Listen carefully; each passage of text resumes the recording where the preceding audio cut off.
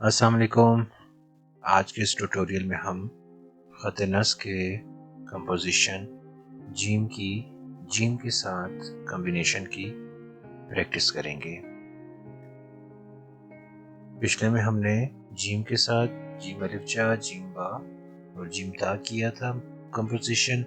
آج ہم جیم یا ہا کے ساتھ جیم کی کمبینیشن بنائیں گے۔ جیسا کہ آپ کو پہلے بتایا تھا کہ جیم کا جو پہلا حصہ ہے، جو مرکبات میں جو جیم یوز ہوتا ہے، وہ ہم عام حروف تہجی سے تھوڑا مختلف ہوگا۔ وہ نیچے کی طرف تھوڑا سا جھکا ہوا ہوگا، تو ہم سیم ویسے ہی جیم کو نیچے کی طرف ایک قد نیچے کی طرف لے کر آئیں گے۔ یہاں سے فاصلہ ایک قد ہوگا، 4 قد اس کی چوڑائی ہوگی جیم کے پہلے حصے کی۔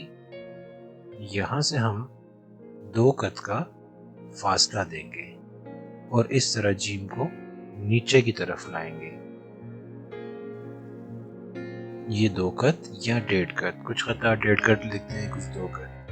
اب اس کے ساتھ ہم جیم کا جو دوسرا حصہ بنائیں گے، وہ یہاں پہ 1 قد فاصلہ دے کے جیم یا ہا کا جو دوسرا حصہ ہوگا وہ سٹریٹ جائے گا، جیسے ہم نے حروف تہجی مفردات میں ہم نے جیسے لکھا تھا، وہ ویسے ہی 4 قد پر لکھا جائے گا۔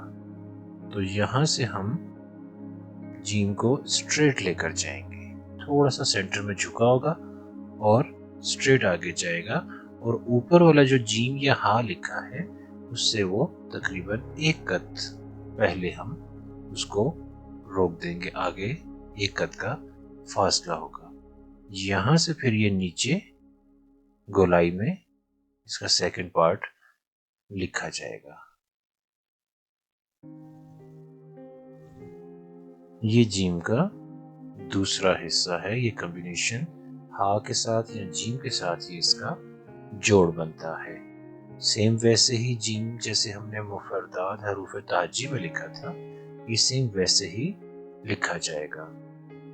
یہاں سے یہ تقریباً 1 یا 1.5 قد کا فاصلہ ہوگا۔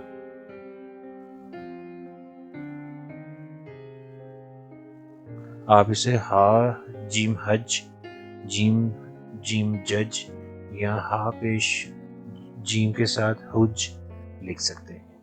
امید ہے آج کا ٹیوٹوریل آپ کو پسند آیا۔